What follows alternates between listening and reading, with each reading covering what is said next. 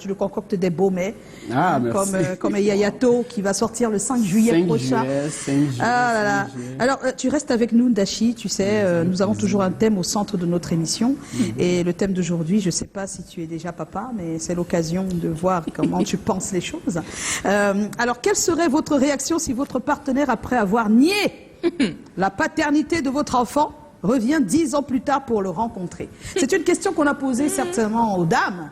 Mais on aimerait que les hommes parlent comme s'ils parlaient à leur sœur. C'est une attaque. Leur sœur. C'est pas une attaque, c'est une vérité, c'est pas une attaque. Du côté de la femme, il faut que ce soit sa sœur, l'homme. Oui, mais pour qu'il puisse répondre sans qu'il n'y ait pas de... Donc il doit ressentir la douleur. Non, c'est pas une attaque contre les hommes. Écoutez bien. Les hommes, sur cette question, devraient penser qu'ils sont les frères. Les grands frères surtout. La personne qui subit. Ça va? Donc mettez-vous dans cette posture, s'il vous plaît. Pour l'instant, ce que je vous demande, c'est d'écouter. Il y a quelques messages ou pas? Oui. Il y a quelques messages. Ça sera pour tout à l'heure. Ça sera pour tout à l'heure. Pour tout à l'heure. Ce qu'on va faire, c'est d'abord d'aller retrouver le Vox Pop. Si vous... ou bien le tour de table. Qu'est-ce que vous préférez? Le tour de table. Le tour de table? Vous êtes déjà prêts? On commence par qui? Oui, ton expertise d'abord. Moi, je crois que, puisque vous insistez, non. Ça, 10 ans après, quelqu'un décide de revenir. De revenir voir son bébé. Voir son bébé. Donc il a 10 ans. Non? Oui. Tant qu'on a la certitude, tant que nous, on était sûr qu'on ne lui avait pas seulement attribué l'enfant, moi, je ne suis pas contre. Maintenant, l'accès sera limité. Pourquoi? Parce qu'il faut... Oui, c'est-à-dire qu'il est reconnu comme le père, mais il y a un élément dangereux qu'il faut contrôler. Parce que s'il a fui, ça veut dire qu'il a une très mauvaise éducation qu'il peut transmettre à l'enfant. Donc il faut le garder vraiment dans la posture de père, géniteur. Mais le reste qui concerne l'éducation, trop de rapprochement va faire qu'il peut désorienter l'enfant ou bien faire que l'enfant soit comme lui. Donc tu dis aux femmes et à tes sœurs, accepter mais avec prudence. Avec prudence, oui. D'accord.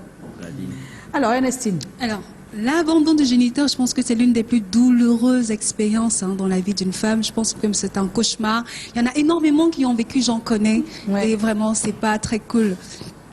Pour certaines, elles fondent dans la dépression énorme. Peut-être vous ne mesurez pas l'importance ou l'impact de cette action, mais d'autres, à la limite, veulent se suicider carrément. D'autres fondent carrément, elles maigrissent tellement. Il y a des blessures émotionnelles, des blessures psychologiques. Il y a des humiliations au quartier, on t'appelle l'enfant, la femme de l'enfant bâtard, les parents, à la limite, la famille te rejette. C'est tellement de moquerie, ça fait mal. Moi, j'aimerais parce que là, on dit qu'il a nié. Hein. Il a nié, il a abandonné. Il ne s'agit pas d'un papa qui est conscient qu'il est le père, que tout a été écrit et qu'il est parti. Là, c'est quelqu'un qui dit ce n'est pas mon enfant. Voilà. On est ensemble. Au moins, l'enfant n'a pas encore réussi, il revient 10 ans après. Moi, il est encore dans le ventre, et après, il a grandi avec moi. Super intelligent. Voilà, pourquoi pas. Donc après, moi, je me dis que le pardon libère aussi. Le pardon libère. C'est vrai que ce sera pas facile. Sur le coup, on sera un peu choqué. Tu reviens 10 ans plus tard. Pourquoi? Quels sont les alibis, les arguments qui te ramènent? Est-ce que dans ton foyer d'avant, tu n'as peut-être pas eu d'enfant? Parce que ça arrive. Tu fais du mal, c'est le karma. Tu me fais du mal et après, devant... Il n'y a pas rien, il n'y a rien. Maintenant, donc, quand tu reviens, quoi, finalement, parce que là, on ne pas le temps. Alors, je conseillerais de pardonner. De pardonner. De pardonner, mais comme Blakoya a dit, de poser des limites et d'avancer. La vie, c'est devant. L'enfant a besoin de cet équilibre psychologique pour évoluer. C'est toujours bien d'avoir son père et sa mère à côté. Joe?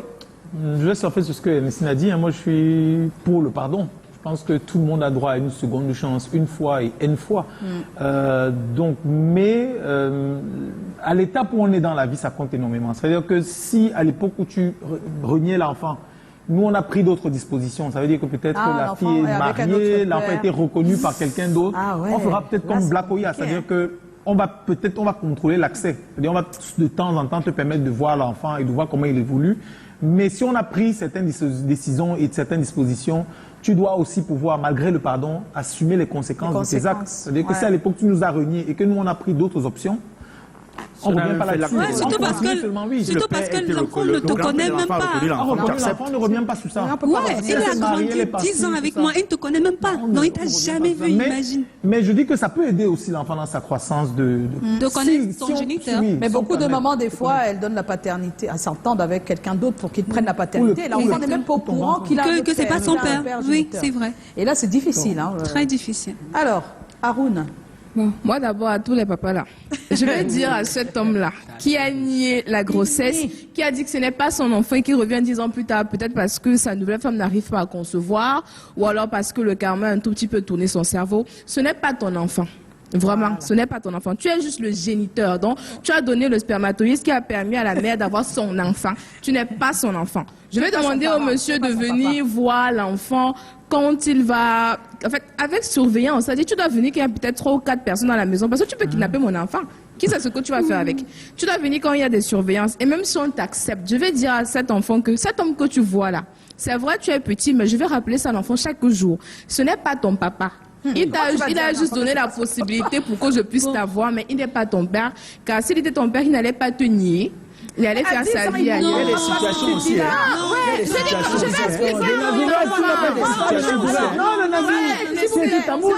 Pour aller dans son sens, c'est plutôt, moi je dirais plutôt, vaut mieux ne pas lui montrer son père que de lui dire c'est ton père, mais ce n'est pas ton père. Oui, c'est mieux de dire papa, tu es revenu, c'est bien. Mais attends, quand il aura, il sera plus mûr. Mais la mère, moi je préfère, si tu ne veux pas, mieux tu fais comme ça. Que de dire oui et puis. Mais ça dit que tu es vengeresse, Nazira. Non, après, c'est pas bien qu'un enfant grandisse avec une mauvaise image de ses parents. Non, le truc, c'est que s'il a déjà une autorité parentale, depuis il a déjà un père 10 ans plus tard. C'est dans le cas où il n'a pas d'autorité parentale, il n'a pas de repère, que tu te sens obligé d'une certaine manière de lui dire voilà ton père. Mais je n'accepte pas qu'on dise voilà ton père, mais ce n'est pas ton père, il m'a fait comme ça, il m'a fait ceci, sincèrement. Nazira, elle est pour la vengeance. Peut-être s'il est plus mûr, 20 ans, 21 ans. Mais n'oubliez pas aussi l'aspect où souvent tu es en harmonie avec une femme, mais tu la prends dans une position pas du tout acceptable. Et mais le même mois, c'est-à-dire que le même mois, elle a eu plusieurs partenaires. Oui, plusieurs partenaires et avec des preuves. Donc tu n'arrives pas à être sûr. Mais ne dis pas je nie, puisque tu ne peux pas savoir. Et ne reviens pas 10 ans plus tard. Tu vas accepter. Et tu reviens pourquoi si tu es... Non, 10 ans plus tard. C'est pourquoi tu as regardé ses yeux, tu as vu que c'était les tiens.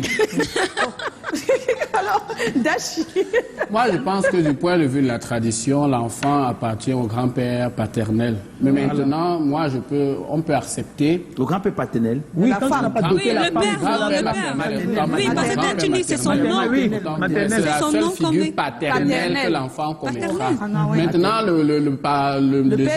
le géniteur peut venir faire partie de sa vie de temps en temps. On sait qu'il y a quelqu'un qui est mon géniteur. Oui, mais le message que tu passes à l'enfant, c'est quoi? Quel est le message que tu passes à l'enfant? Mais tu avais déjà dit à l'enfant que son père, c'est le grand-père. C'est ça le problème. C'est ça. C'est ce que tu me dis. Je veux dire que maintenant que l'autre père arrive et qu'il va partager... Il sera là, mais on ne dit pas c'est ton papa. On trouve autre chose. C'est tonton. Il vient faire 30 minutes, il repart. Il n'a pas fait 1 heure. Moi, j'aime bien ça.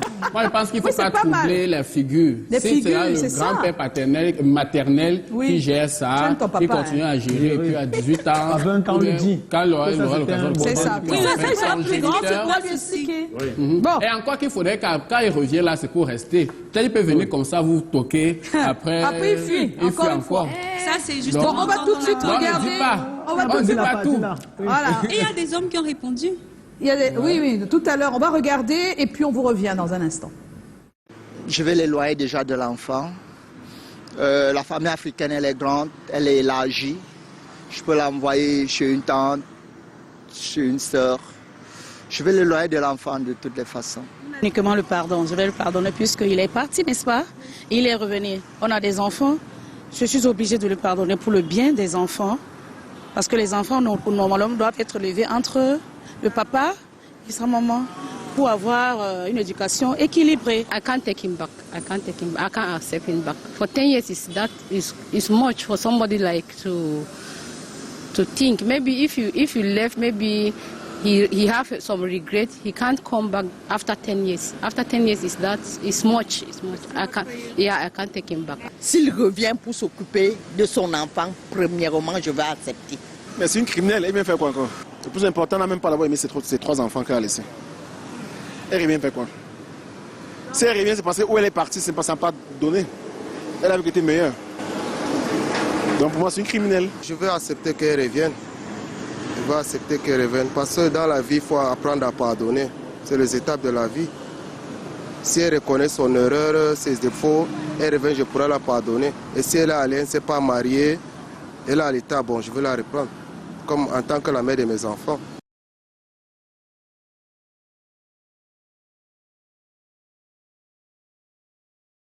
Ça arrive dans la vie. Ça dépend des conditions dans lesquelles nous nous sommes séparés. Mais cependant, d'abord et surtout mettre l'enfant au devant. Oui, un enfant qui a la faculté de réfléchir, 10, 16 ans, on lui laisse le libre choix d'aller voir son géniteur, que ce soit le papa ou la maman. Cet enfant a tout ce droit-là. Si Dieu nous pardonne, combien de fois nous ne pouvons pas pardonner le prochain? Donc nul n'est parfait. Donc moi je pardonne. Parce que je suis amour. That I can't refuse the child not to like be with the dad, you know. But for me, I'm not into it. Parfois, quand ces enfants-là partent à l'école, surtout ces enfants qu'on abandonne, quand ils voient leurs camarades avec leurs parents, ils sont traumatisés, vous ne pouvez pas savoir.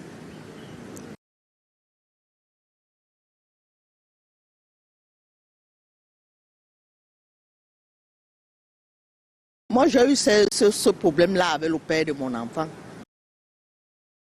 Oui, un papa reste un papa dans la vie de ses enfants, mais pas à tous les prix. Pas à tous les prix, parce qu'il y a des papas qui en arrivent à être toxiques dans la vie de leurs parents. Quelle est l'explication qui a été donnée à la maman quand le papa n'était pas là? Ça va devoir revenir sur la table. Comment les enfants ont eu à grandir? Parce que je suppose 10 ans après, l'enfant peut être dans la moyenne de 5 à 10 ans, effectivement. Cet enfant a vu d'autres enfants avec son papa, avec leur papa. Comment est-ce qu'il a développé avec tout ça? Parce qu'il ne s'agit pas que de revenir le prendre pour vous attribuer le fait que je sois papa. Il s'agit de revenir et de se soucier de cet enfant qui aura besoin ou non de votre présence. Déjà qu'il s'est suffisamment habitué sans vous, surtout à la période où son développement mental est suffisamment important. Alors vous, en tant que femme, qu'est-ce que vous devez de faire? Un peu de calme et vous vous posez la question véritablement de ce que vous voulez. Parce que c'est humain de pouvoir mettre une barrière.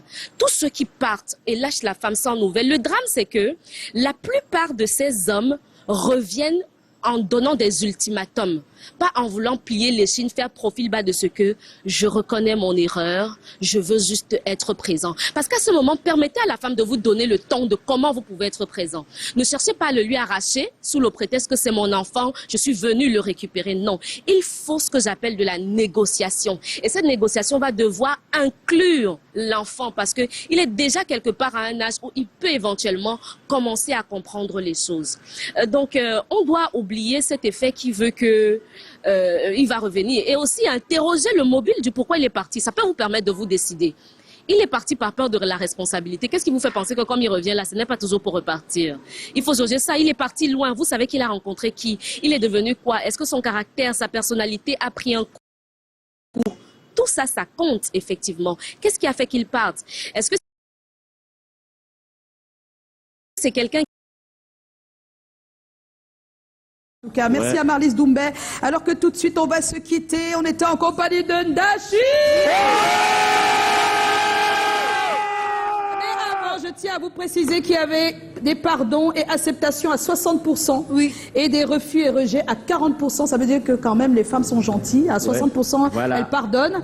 Et puis on avait des gens qui disaient que pardon parce qu'ils veulent l'équilibre psychologique de l'enfant. Oui. Par contre, rejet parce qu'elles ont souffert, les femmes, n'est-ce pas? Et il y a Christian qui a 1 an de plus. Voilà, on fait un coucou à Christian. Ouais. On va vous quitter et juste après l'émission, s'il y a quelques minutes, vous aurez Focus Cameroun avec notre cher Ndachi. Alors que maintenant, je vous le laisse, il est à vous. On vous se retrouve demain 17h, ne manquez pas le rendez-vous. Hein, allez-y, bien des choses. C'est seulement Dieu qui agit en moi. C'est seulement Dieu qui fait tout ça pour moi. C'est seulement Dieu.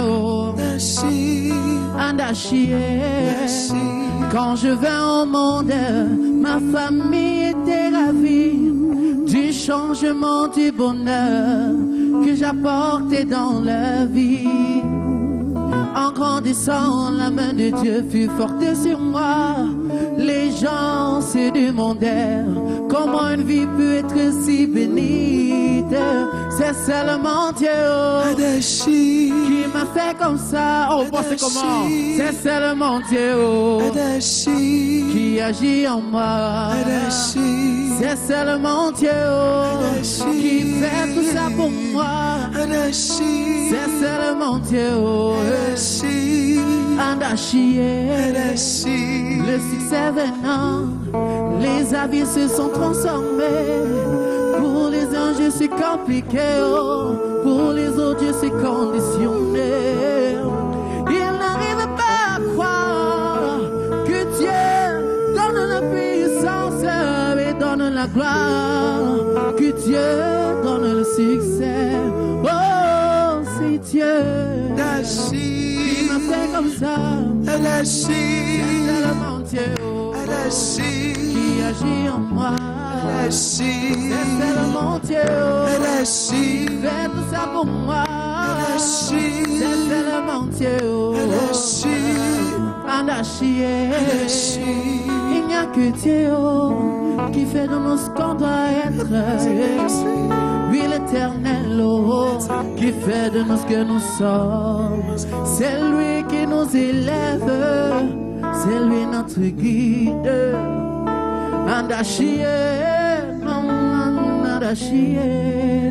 C'est seulement Dieu qui m'a fait comme ça. C'est seulement Dieu qui agit en moi. Il n'y a pas de personne comme lui. Oui, c'est Dieu. C'est lui qui nous permettra d'être ici demain à ses commandes. C'est lui qui nous élève. C'est lui qui nous guide.